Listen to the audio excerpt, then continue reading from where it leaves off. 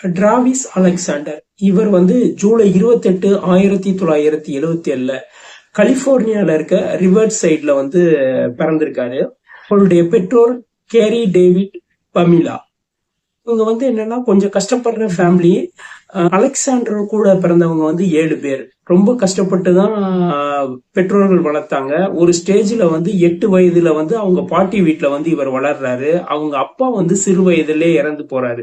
இவர் வந்து அவங்களுடைய ஒரே நம்பிக்கை அப்பா தான். அப்பா இறந்த பின்னாடி வந்து கொஞ்சம் கஷ்டப்படுறாங்க. இவர் வந்து என்னன்னா நிறைய கஷ்டப்பட்டு தான் படிக்கிறாரு. படிச்சு ஒரு ஸ்டேஜ்ல வந்து சர்ச்சில் வந்து ஒரு ஸ்டாண்ட் அப் காமெடியனாவும் பங்கேற்கிறாரு. அப்புறம் மோட்டிவேஷனல் ஸ்பீக்கராகவும் வந்து ஒர்க் பண்றாரு. ஸோ அப்படி ஒர்க் பண்ணிக்கிட்டு இருக்கப்போ வந்து அந்த சர்ச்சில் இருக்கிறப்ப வந்து பெருசா வந்து வருமானம் அவருக்கு வரல. ஸோ அதுக்கு அடுத்த ஸ்டேஜை நோக்கி போலான்னு ஆசைப்படுறாரு.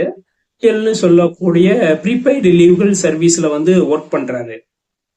ஜோடி அரியாஸ் அந்த பொண்ணோட பேரு. ஜூலை 9, 1980 வந்து பிறந்த பொண்ணு. அமெரிக்கால கலிபோர்னியால சாலிஸ்ன்ற ஊர்ல வந்து அவங்க பிறந்தாங்க. அந்த பொண்ணு வில்லியம் சாண்ட்ரா தம்பதிக்கு வந்து செல்ல மகளா பிறந்தா. அவ வந்து ஒரு சுட்டி குழந்தையா இருந்தா, அழகா இருந்தா, நல்லா படிப்பா, நல்ல நாலேஜ் உள்ள பொண்ணுதான். ஆனா ஒரு ஸ்டேஜ்ல வந்து அவ வந்து ஒரு போட்டோகிராஃபி அடிமையா மாறிட்டா. அவ கையில ஒரு கேமரா கிடைச்சோன்னே படிப்பை விட்டா, உள்ள அதுலயே மூழ்குனா. 11th கிரேட் வரதான் படிச்சா. அதுக்கடுத்து அவளுக்கு படிக்கிறதுக்கு இன்ட்ரெஸ்டிங்கே இல்லை. பெற்றோர் எவ்வளவோ வற்புறுத்தியும் அவ கேட்கல. சொந்தக்காரவங்க பேசுறாங்க, பெரியவங்க எல்லாம் பேசுறாங்க, அவ விருப்பவே பண்ணல. அதாவது என் இஷ்டத்துக்கு தான் நடப்பேன்னு சொல்லி அப்படியே இருக்கா. இஷ்டத்துக்கு போவா, இஷ்டத்துக்கு வருவா, கேமரா எடுத்துட்டு போவா, சுத்துவா. சோ உங்களுக்கு இப்படிதான் அவளுடைய வாழ்க்கை போய்கிட்டே இருந்துச்சு. இந்த பொண்ணுக்கு வந்து பல கனவுகள் இருந்துச்சு. அந்த கனவை வந்து நிறைவேற்றனா பணம் வேணும். ஸோ அவ ஃப்ரீலான்ஸா வந்து இந்த போட்டோகிராஃபி தொழிலையும் ஒர்க் பண்ணிக்கிட்டே இருக்கா. ஒரு ஸ்டேஜ்ல வந்து ப்ரீபெய்டு இன்சூரன்ஸ் கம்பெனிலேயே வந்து வேலை செஞ்சுக்கிட்டே இருக்கா. ஸோ ஜாயின் பண்ணி ஒரு 3 மாசம் தான் ஆகுது. லாஸ் வேகாஸ்ல அதோட மீட்டிங் நடக்குது. அந்த மீட்டிங் வந்து வருஷத்துக்கு ஒரு தடவை தான் நடக்கும். ஸோ அப்ப அந்த மீட்டிங் நடக்குது. அந்த மீட்டிங்க்கு வந்து அவ போறா. அவ அங்க போறா. அங்க பேசுறது எல்லாம் கதைக்கிறா. மோட்டிவேஷனல் ஸ்பீக்கரா ஒருத்தவர் பேசுறாரு. அவரை பார்த்தோன்னே அவன் பேச்சை வந்து பிடிச்சிருச்சு. பார்த்தோன்னே அவன்கிட்ட வந்து பேசணும்னு வந்து இவ ஆசைப்படுறா. ட்ரை பண்றா. அந்த கூட்டம் எல்லாம் முடிஞ்சு வந்து அவ பேசுறா. பேசிட்டு வந்து அவருடைய நம்பரை வாங்கிக்கிறா. அவருக்கு தன்னுடைய நம்பரை கொடுக்குறா. சோ இப்படிதான் வந்து அவங்களுடைய ஆரம்பம் வந்து இப்படிதான் ஆரம்பிக்குது. பையனுடைய பேர் அலெக்சாண்டர். அவன் பாக்குறதுக்கு ரொம்ப அழகா இருந்தான். அவனை பார்த்தோன்னே இவளுக்கு பிடிச்சிருச்சு. இவ வந்து டெய்லி வந்து பேச ஆரம்பிக்கிறா. அவனும் பேசுறான். அவனுக்கும் அந்த பொண்ணை பிடிச்சிருக்கு. ஒரு ஸ்டேஜ்ல வந்து இவளுக்கு பிடிச்சிருந்தாலும் அவ வந்து தன்னுடைய லவ்வ சொல்றா. இவளும் உடனே அக்செப்ட் பண்றாங்க. 2 பேரும் வந்து என்னன்னா 6 மாசத்துக்கு ஒரு தடவை மீட் பண்றாங்க. அப்படியே அந்த மீட்டு குறைஞ்சு 3 மாசத்துக்கு ஒரு தடவை மாறுது. டெய்லி போன்ல வந்து அடிக்கடி சாட் பண்ணிக்கிட்டே இருக்காங்க. அவங்க அதிகபட்சமா வந்து ஒரு நாளைக்கு வந்து 6 மணி நேரம் கூட பேசியிருக்காங்க. அப்படிதான் ரெக்கார்டு கால் சொல்லுது. இப்படி வந்து 2 பேரும் வந்து என்னன்னா தனித்தனி இடத்துல இருக்காங்க.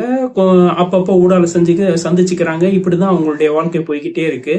ஒரு ஸ்டேஜ்ல வந்து அந்த பொண்ணுடைய நடவடிக்கையை வந்து பெற்றோருக்கு வந்து ஏதோ ஒரு ஐயத்தை ஏற்படுத்து. ஒரு நாள் உட்காந்து பெற்றோர்கள் பேசுறாங்க. அப்போ வந்து நான் அலெக்சாண்டர்ன்ற ஒருத்தவனை வந்து கல்யாணம் பண்ண போறேன், பண்ணா அவனை தான் பண்ணுவேன், அவனை தான் மேரேஜ் பண்ணுவேன் அப்படின்னு சொல்றாங்க. பெற்றோர் வந்து டென்ஷன் ஆகுறாங்க. அவங்களுக்கு வந்து பையன் வேணாம் அப்படின்றாங்க. சோ இதோட வந்து பையன் வேணான்னு சொல்லிடுறாங்க. அவ கோவிச்சுட்டு வீட்டுல இருக்க ஜாமா எல்லாம் எடுத்துட்டு அலெக்சாண்டரோட வீட்டுக்கு போறா. அலெக்சாண்டரோட வீட்டுல பாத்தீங்கன்னா அவன் என்ன திருதிப்பு நீங்க வந்திருக்க அப்படின்றா. ஆமா, நான் வீட்டுல வந்து கோச்சிட்டு வந்துட்டேன். நடந்த விஷயத்த எல்லாம் சொல்றா. அங்கேயே வந்து தங்கிக்கிறாங்க. அவங்க வந்து என்னன்னா மேரேஜ் பண்ணாம வந்து ஒரே இதுல இருக்காங்க. சோ இப்படிப்பட்ட நேரத்துல அலெக்சாண்டர் அவருடைய பெற்றோர் வீட்டுல வந்து தன்னுடைய மேரேஜை பத்தி அதாவது அவங்க அப்பா இல்லைன்னாலும் அவங்களுடைய பாட்டிகிட்ட பேசுறான், அவங்க அம்மாட்ட பேசுறாங்க. அவங்க வந்து என்னன்னா ஜாதிய பாக்குறவங்க. அந்த ஒரே ரிலீஜனா இருந்தாலும் கம்யூனிட்டி வேற மாறுது. ஸோ ஜாதியை பாக்குறாங்க. அவங்களும் வந்து மேரேஜுக்கு வந்து அக்செப்ட் பண்ணல. ஸோ ஒரு ஸ்டேஜ்ல வந்து அவங்க என்ன சொல்றாங்கன்னா தங்களுடைய ஜாதிக்குள்ள அவ வந்து மாறணும்னு விருப்பம் இருந்தா பண்ணிக்கலாம், எந்த விதமான பிரச்சனையும் இல்லைன்றாங்க. ஸோ அந்த பொண்ணு வந்து ஓகே சொல்லுது. ஸோ மேரேஜுக்கு அக்செப்ட் பண்றாங்க. அதுக்கான விஷயம் நடக்குது. இவங்க 2 பேரும் ஒரே வீட்லயே தங்குறாங்க. இப்படிப்பட்ட நேரத்துல அலெக்சாண்டர் ஜோடி அரியாஸ் வந்து பல இடங்களுக்கு வெளியில போறாங்க. ஜோடி அரியாஸ் வந்து எப்பயுமே கையும் கேமராவும் தான் கேமராவோட தான் இருப்பாங்க. விதவிதமா போட்டோ எடுக்கிறாங்க. ஸோ அந்த போட்டோ வந்து சேர்ந்துக்கிட்டே இருக்கு. ஒரு ஸ்டேஜ்ல வந்து என்னன்னா, அலெக்சாண்டர் வந்து ஆபீஸ் விஷயமா எந்த பெண்ணிட்ட பேசினாலும் இவ வந்து ஆக்ரோஷமாகறா. இவன் அலெக்சாண்டர் போன்ல பேசுறப்ப டப்புன்னு போனை பிடிக்கி, நீ எதுக்கு போன்ல பேசுற அப்படின்னு சொல்லி வந்து டப்புன்னு கட் பண்றா. அவங்கள வந்து போன்லயே வந்து திட்டி வார்னிங் கொடுக்குறா. ஸோ இப்படிதான் போய்கிட்டு இருக்கு. ஒரு ஸ்டேஜ் அலெக்சாண்டருக்கு தெரியாம அந்த பொண்ணுடைய வீடை கண்டுபிடிச்சு, யார் பேசுற வீடை கண்டுபிடிச்சு வீட்டுல வந்து கல்லெறியறது, போய் அவங்ககிட்ட சண்டை பண்றது, இப்படி எல்லாம் விஷயம் நடக்குது. ஒரு ஸ்டேஜ்ல வந்து அலெக்சாண்டருக்கு தெரிய வருது. அலெக்சாண்டர் டென்ஷன் ஆகுறான். இதெல்லாம் வந்து ரொம்ப தப்பு அப்படின்றான். சில பேரை வந்து ரொம்ப நெருங்கிய சின்ன பிள்ளையில இருந்து ஃப்ரெண்ட்ஸ், உடனே நீ நினைக்கிற மாதிரிலாம் மாற முடியாது அப்படின்றான். அந்த பொண்ணு என்ன சொல்றான்னா, நீ எனக்கு தான், நான் உனைய தான் கல்யாணம் பண்ணிக்கிறேன், நீ எனக்கு தான், வேற எந்த பொண்ணையும் பார்க்க கூடாது, எந்த பொண்ணையும் பேசக்கூடாது அப்படின்றான். இது வந்து என்னன்னா அவனுக்கு ஒரு எரிச்சலை தருது, கோபத்தை தருது. ஒரு ஸ்டேஜ்ல வந்து ஃப்ரெண்ட்ஸும் வந்து அறிவுறுத்துறாங்க, என்ன இந்த பொண்ணு இப்படி இருக்கு, ஒரு மெச்சூரிட்டி இல்லாம இருக்கு, ஒரு வித்தியாசமான பிஹேவியர் இருக்குன்றான். இவனும் யோசிச்சு பாக்குறான். ஒரு ஸ்டேஜ்ல அந்த பொண்ணுகிட்ட பேசுறான். பேசிட்டு வந்து இனிமேலும் நம்ம வந்து உன் கூட இருக்கணும்னு எனக்கு ஐடியா இல்ல, நம்ம பிரிஞ்சிருவோம் அப்படின்னு சொல்றான். அந்த பொண்ணு வந்து எவ்வளவோ கேக்குது, இல்ல இதுக்கு மேல நம்மளால உறவு வந்து தொடர வேணாம் அப்படின்னு சொல்லிட்டு நான் விலகுறேன் அப்படின்னு சொல்லிட்டு அவன் வந்து இந்த மேரேஜுக்கு எதுக்குமே வந்து ஓப்பனா வந்து ஒத்துக்கல. ஸோ அந்த பொண்ணு வந்து எவ்வளவோ கெஞ்சி பார்க்குது, முடியல. ஸோ ஒரு ஸ்டேஜ்ல வந்து அந்த பொண்ணு வந்து பேக்ல தன்னுடைய ட்ரெஸ் எல்லாத்தையும் வச்சுட்டு அவங்களுடைய தாத்தா வீட்டுக்கு கிளம்புது. இப்படி தாத்தா வீட்டுக்கு கிளம்புனோன்னா தாத்தாவும் அந்த பேத்தியும் வந்து அங்க இருக்காங்க. ஸோ அங்க இருக்கிறப்ப ஒரு ஸ்டேஜ்ல வந்து என்னன்னா, வீட்டுல வந்து பொருட்கள் எல்லாமே காணாம போகுது. யார் எடுத்திருப்பாங்க என்ன? ஸோ பொருட்கள்லாம் முக்கியமான பொருட்கள். போலீஸ்ட வந்து கம்ப்ளைண்ட் கொடுக்குறாங்க. போலீஸ் வந்து பாக்குறாங்க, என்ன ஏது எல்லாமே விசாரிக்கிறாங்க. ஊடாலே வந்து விசாரிக்கிறாங்க. ஆனா குற்றவாளிகளை கண்டுபிடிக்க முடியல. ஸோ இந்த ஸ்டேஜ்ல வந்து என்னன்னா, இந்த பொண்ணுக்கு வந்து அலெக்சாண்டர் என்ன பண்ணுவான் அப்படின்னு சொல்லி ஒரு மனக்குழப்பம். அவன் என்ன செய்யறான் அப்படின்னு சொல்லி அலெக்சாண்டர் வீட்டுக்கு பக்கத்திலேயே கொஞ்சம் தள்ளி வந்து வீடு எடுத்து தங்குது. சோ என்னடா இது வந்து யதார்த்தமா அலெக்சாண்டர் வந்து பாக்குறான். ஏன் இப்படி செய்யற, நான் தான் வேணான்ட்டேனே, எதுக்கு இனிமேலு நான் உன்னை இனிமேலு நீ வந்து எவ்வளவு சீக்கிரம் போக முடியுமோ போ, இனிமேலு கிட்ட இங்க வரக்கூடாது அப்படி இப்படின்னு கொஞ்சம் திட்டுறான். அந்த பொண்ணு வந்து திருப்பி வந்து கெஞ்சுது. இவன் வந்து இல்ல, இனிமே நான் வந்து ஒரு பொண்ணை வந்து லவ் பண்றேன், அந்த பொண்ணை தான் வந்து மேரேஜ் பண்ண போறேன் அப்படின்னு சொன்னோன்னா வந்து அந்த பொண்ணு வந்து ரொம்ப வந்து கடுப்பாகுது, ஷாக் ஆகுது. சோ திருப்பியும் கேக்குது. அவன் வந்து பெருசா அக்செப்ட் பண்ணல. ஒரு ஸ்டேஜ்ல வந்து என்னன்னா, அந்த பொண்ணு வந்து வெளியில போயிருது. இந்த நேரத்துல வந்து என்னன்னா, இந்த பொண்ணு வந்து அந்த வீட்டோட சாவியை வந்து என்னன்னா, இந்த பொண்ணு ஒரு மாடல் வந்து எடுத்து வச்சிருக்கு. அது அவனுக்கு தெரியாது. சோ அலெக்சாண்டர் வந்து என்னன்னா, அவன் போன நேரத்துல எல்லாம் அந்த வீட்டுக்குள்ள போய் என்ன நடக்குது எல்லாமே பார்க்கும், எப்படி இப்படி இருக்குன்னு. ஒரு ஸ்டேஜ்ல வந்து நைட்டு வந்து மெதுவா திறந்து அவனுடைய செல்போனை வந்து எடுத்து அவன் என்னென்ன பண்றான், யார்கிட்ட பேசுறான், எல்லா டீட்டெயிலுமே பாக்குது. யார்கிட்ட பேசுறான், என்ன டீட்டெயில், எந்த ஒரு லேடிஸை போய் மீட் பண்ணலாம்னு சொல்லி ஒரு டைம் குறிச்சிருக்கான். சோ இவன் இந்த இடத்துல போக கூடாது, அதுக்காக என்னென்ன செய்யணும்னு சொல்லி அது மைண்ட்ல ஒரு பிளான் பண்ணிட்டு அந்த டேட் அப்போ வருது. சோ அப்படிப்பட்ட நேரத்துல வந்து என்னன்னா, அவன் அந்த பொண்ணை மீட் பண்றதுக்கு முன்னாடி வந்து அவன் வந்து பாத்ரூம்ல குளிச்சுக்கிட்டு இருந்தான். சோ இந்த பொண்ணு மெதுவா கதவை திறந்து உள்ள போகுது. அவன் உள்ள குளிச்சுக்கிட்டு இருக்கான். திடீர்னு எதிர்பாராதமா அந்த பொண்ணு நிக்குது. அவன் உடனே கத்துனா இப்போ அப்படின்னா, இது உடனே வந்து என்னைய மன்னிச்சுக்கோ, நம்ம சேர்ந்துடலாம். அவன் குளிச்சுக்கிட்டே இருக்கான். சோ அவன் வந்து ஏதோ ஒரு விஷயத்துல வந்து ஆக்ரோஷமா பேசுறான். அடுத்த நிமிஷமே எந்த விதமான இதுவும் இல்ல. அந்த பொண்ணு வந்து தான் மறைச்சு வச்சிருந்த துப்பாக்கி எடுத்து நெத்தி போட்டுல நேரடியா ஒரே சுடு ஸ்பாட்லயே வந்து அவுட் ஆகுறான். அவன் வந்து என்னன்னா நிர்வாண நிலையிலேயே வந்து கொலை செய்யப்படுறான். ஒரே நிமிஷத்துல இருந்துடான். அந்த பொண்ணு தான் எடுத்துட்டு வந்திருந்த கத்தியை எடுத்து அவனை வந்து சதக்கு சதக்குன்னு சொல்லி மார்பு முதுகு எல்லா பகுதிகள்லயும் வந்து குத்துது. ஒரு ஸ்டேஜ்ல வந்து என்னன்னா, அந்த பொண்ணு வந்த வழியா அது பாட்டுக்கு திரும்பி போகுது. சோ இது எதுவுமே யாருக்குமே தெரியாது. நேரத்துல ஒரு பொண்ணுக்காக, அலெக்சாண்டருக்காக ஒரு பொண்ணு வந்து காத்துக்கிட்டு இருக்கு. அவ வந்து போன் அடிக்கிறா. போன் எந்த விதமான போனும் எடுக்கல. சோ திருப்பியும் வந்து போன் வருது. சோ அந்த பொண்ணு வந்து டயர்ட் ஆயிட்டு திருப்பி வீட்டுக்கு போகுது. வீட்டுக்கு போய் அங்க இருந்து போன் அடிக்குது. போனும் எடுக்கல.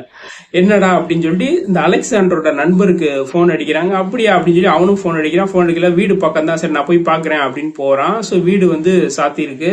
சோ அவன் அங்க இருந்து போன் அடிக்கிறான். உள்ள வந்து கால் போற சவுண்ட் அவனுக்கு கேக்குது. என்னடா அப்படின்ட்டு அவன் வந்து என்னன்னா, இவன் வந்து இவன் வந்து வீட்டு சாவி வந்து என்னன்னா ஒரு இடத்துல ஒளிஞ்சு கீழே வச்சிருப்பான், ஒரு இடத்துல வச்சிருப்பான். சோ அந்த இடத்துல தேடுறான். சோ இருக்கிறனால வந்து என்னடா டவுட்னு பார்த்தா வீட்டு சாவி வந்து இருக்கு. சோ அந்த வீட்டு சாவி எடுத்து வந்து திறந்து உள்ள போறான். உள்ள போனா ஆள் இறந்து கிடக்குறான். உடனே இமிடியேட்டா போலீஸ் பண்றாங்க. போலீஸ்க்கு போன் அடிக்கிறான். போலீஸ் வந்து எவ்வளவு சீக்கிரம் வர முடியுமோ அவ்வளவு சீக்கிரம் வந்து போலீஸ் அந்த இடத்த வந்து இன்வெஸ்டிகேஷன் பண்றாங்க. அந்த வீட்டை சுத்தி எல்லா டீட்டெயிலும் ஃபுல்லாவே பாக்குறாங்க. உள்ள என்ன அடையாளம் இருக்கு அப்படின்னு பாக்குறாங்க. சோ இப்படி எல்லாமே பாத்துக்கிட்டு இருக்கப்ப வந்து பக்கத்துல வந்து ஒரு வாஷிங் மிஷின் இருக்கு. சோ வந்து யதார்த்தமா இப்படி பாக்குறப்ப வந்து அந்த வாஷிங் மிஷின்ல வந்து இப்படி பாக்குறப்ப வந்து ஒரு வித்தியாசமா கருப்பு பொருள் இருக்கு. என்னடான்னு பார்த்தா ஒரு கேமரா இருக்கு. சோ அந்த கேமரா வந்து உடஞ்சிருக்கு. சரியா இது இல்ல, அரைகுறையா தெரியுது. சோ இந்த வந்து என்னன்னா ஒரு எவிடன்ஸா வந்து அனுப்பிச்சு விட்டுறாங்க. அந்த கேமரால வந்து டேட்டா ரிகவரியும் பண்ண ஆரம்பிக்கிறாங்க. இவங்க வந்து என்னன்னா யாரு என்ன டீட்டெயிலு, சோ இவர் யாரு, அலெக்சாண்டர் யாரு, அலெக்சாண்டர் சுத்தி என்ன நடக்குது, எல்லாம் பக்கத்து வீடு ஏத்த வீடு, சோ எல்லாமே விஷயங்கள் எல்லாமே கேக்குறாங்க. இந்த போலீஸ்க்கு போன் பண்ண நண்பர்கிட்ட கேக்குறப்ப அவன் வந்து காதலி பேரையும் சொல்றான். சோ காதலியும் வந்து என்ன சொல்றதுன்னா எல்லா பேரையும் சொல்றான். சோ ஒரு ஸ்டேஜ்ல வந்து அவங்களுக்கு வந்து என்னன்னா வீட்டுல இருக்க போட்டோ எல்லாத்தையும் பாக்குறாங்க. அப்ப அந்த பெண்ணுடைய காதலியோட போட்டோவும் கிடைக்குது. சோ அப்படியா அப்படின்ட்டு வந்து இவனுக்கு எதுவும் எதிரி இருக்கா அப்படின்னு கேக்குறப்ப வந்து எதிரிலாம் அப்படி இல்ல சார் அப்படின்னு சொல்றப்ப அந்த காதலியோட பிஹேவியரை வந்து சொல்றான். சோ காதலியோட பிஹேவியர் சொன்னா இவங்க வந்து அந்த பொண்ணுக்கு வந்து போன் அடிச்சு வந்து விசாரணைக்காக வர சொல்றாங்க. சோ அந்த பொண்ணு அடுத்த நாள் வந்து அமைதியா வந்து கேக்குது. என்ன டீட்டெயில் என்ன கேக்குது. அவங்க வந்து ஜெனரலா தான் கூப்பிட்டுருக்காங்க. கொலை செய்யப்பட்டாங்க எதுவுமே சொல்லல. சோ இது வந்தோடனே அமைதியா தான் இருக்கு. கொலை செய்யப்பட்டோம் அப்படியா, எனக்கு எதுவுமே தெரியாது, அப்படி இப்படி இப்படின்னு சொல்றான். நீங்க எப்ப மீட் பண்ணீங்க அப்படின்னு போலீஸ்காரன் கேக்குறாங்க. போலீஸ் நாங்க வந்து 6 மாசத்துக்கு ஆயிருச்சு, எங்களுக்குள்ள வந்து பிரச்சனை இருந்தனால நான் வந்து மீட் பண்ணல அப்படின்னா. சோ அப்படியா அப்படின்னு சொல்லிட்டு வந்து என்னன்னா சரின்னு சொல்லிட்டு அந்த பொண்ணை வந்து போக சொல்றாங்க. இந்த ஸ்டேஜ்ல வந்து என்னன்னா போலீஸ்க்கு வந்து அந்த போட்டோல இருக்க வந்து எவிடன்ஸ் அந்த ரெக்கவரி சாஃப்ட்வேர் மூலமா வந்து எல்லாத்தையும் எடுக்கிறாங்க. என்னன்னா இந்த கேமரா வந்து அந்த பொண்ணுடைய கேமரா. அந்த பொண்ணு எப்பயுமே இந்த கேமராவோட தான் இருக்கும். அந்த போட்டோல இருக்க எவிடன்ஸ் வந்து பாத்தீங்கன்னா அவனை கொலை செய்யறதுக்கு முன்னாடி இந்த பொண்ணு வந்து கத்தியோட இருக்கிறது. அதாவது போட்டோ எடுக்கிற ஆர்வம்ல பொண்ணு அவன் வந்து குளிச்சுக்கிட்டு இருக்க போட்டோ, கொலை செய்யற ஆக்ரோஷமா கொலை செய்யறது, சோ அந்த மாதிரி விஷயங்கள் எல்லாத்தையும் போட்டோ எடுத்து வச்சிருக்கு. இது எதுக்கு எடுத்திருக்குன்னே வந்து தெரியல. ஆனா இது ஒரு ரெக்கார்டா அமைஞ்சிருக்கு. சோ இப்போ என்னன்னா அந்த பொண்ணை வந்து போன் அடிக்காம ஸ்ட்ரெயிட்டா அந்த பொண்ணு இருந்த அவங்களுடைய தாத்தா ஊருக்கு போறாங்க. இந்த பொண்ணு அட்ரஸ் கொடுத்துருக்கு போறாங்க. அங்க போறப்ப அந்த பொண்ணு இல்ல. அவங்க தாத்தா வந்து இந்த தாத்தாட்ட வந்து பேசுறாங்க. பேசுறப்ப வந்து என்னன்னா என்னங்க வந்தீங்க, எதுவுமே இல்ல, எல்லாம் கண்டே பிடிக்க முடியல அப்படி இப்படின்னு புலம்புறாங்க. இவங்களுக்கு வந்து என்னன்னா இவங்க ஒரு இன்வெஸ்டிகேஷன் வந்திருக்காங்க. அவர் ஒண்ணு சொல்றாரு. சரி என்ன பொருள் காணா அப்படின்னு வந்து கேக்குறப்ப அவர் என்ன சொல்றாருன்னா நான் வந்து லைசன்ஸ் துப்பாக்கி வச்சிருந்தேன், துப்பாக்கிய காணா அப்படின்றாரு. அப்புறம் வீட்டுல வந்து நறுக்கிற கத்தி வச்சிருந்தேன், கத்தியையும் காணா அப்படின்றாரு. அவங்களுக்கு அப்பதான் சாக்கு வருது. சோ துப்பாக்கியால அவன் வந்து சுடப்பட்டிருக்கான், கத்தியால வந்து நிறைய முறை வந்து குத்தப்பட்டிருக்கான் அப்படின்னு புரிஞ்சிருச்சு.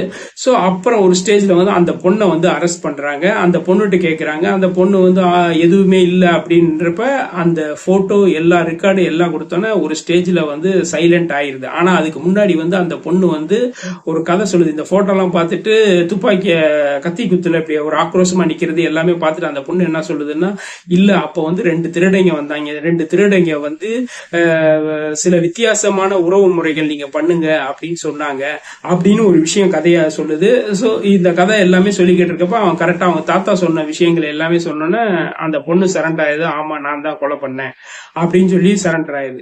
இந்த பொண்ணுக்கு என்ன ஒரு பிரச்சனைனா தன்னுடைய காதலன் வந்து வேற எந்த பெண்ணுட்டு கூட பேசக்கூடாது அப்படின்ற மாதிரி ஒரு வித்தியாசமான மனப்பான்மை கொண்ட பெண்ணு. இவன் வந்து தொடர்ச்சியா வந்து பேசியிருக்கான். அதனால ஆக்ரோஷமாகி இவனை வந்து டார்ச்சர் பண்ணுது, விதவிதமா டார்ச்சர் பண்றது. இவன் பேசுற பொண்ணுங்கள்ட்ட வந்து திட்டுறது, வீட்டுல போய் கண்ணாடியில கல்ல போடுறது. சோ இப்படி விதவிதமா டார்ச்சர் பண்ணோன்னா அவனுக்கு வந்து டென்ஷன் ஆயிட்டு இந்த பொண்ணே வேணாம் அப்படின்னு ஒதுக்குறான். சோ இதுதான் இந்த கொலைக்கான பிரச்சனைக்கான காரணம். சோ கோர்ட்டு கேஸ்ல வருது. அவங்க வந்து என்னன்னா வக்கீல் வந்து என்ன சொல்றாங்கன்னா இது வந்து யதார்த்தமா நடந்தது அப்படின்றாங்க. சோ இங்கிட்டு அலெக்சாண்டர் சைடு வந்து பேசுறவங்கன்னா யதார்த்தமான இப்படி கிட்டத்தட்ட 27 முறை வந்து கத்தியால குத்தப்பட்டிருக்கு ஒரு மனிதன். சோ எல்லாமே வந்து போட்டோ ரெக்கார்டு ஆதாரம் எல்லாமே இருக்கு அப்படின்னா ஒரு ஸ்டேஜ்ல வந்து ஏப்ரல் 13, 2015 நீதிபதி வந்து அந்த பெண்ணுக்கு வந்து தூக்கு தண்டனை விதிக்கிறாங்க.